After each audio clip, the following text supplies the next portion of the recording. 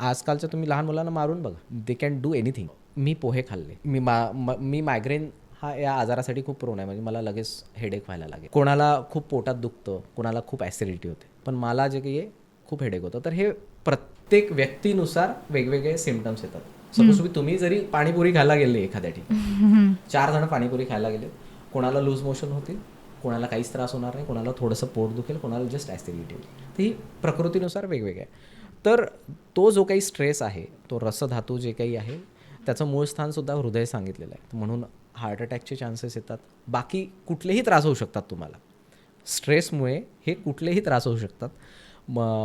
तर त्याचे परिणाम जे काही दूरगामी, आजकाल तेच सांगितलं मी तुम्हाला, हार्टपासून डोक्यापासून तळपायापर्यंत कुठले पण त्रास तुम्हाला स्ट्रेसमुळे होऊ शकतात. त्याकरिताच मेडिटेशन आहे, वेळेवर जेवण खावण आहे. तेच सांगितलं मी तुम्हाला की सहत्व कमी होणे, आजकाल टॉलरन्स कमी झालेलं, म्हणून स्ट्रेस वाढलेला आहे.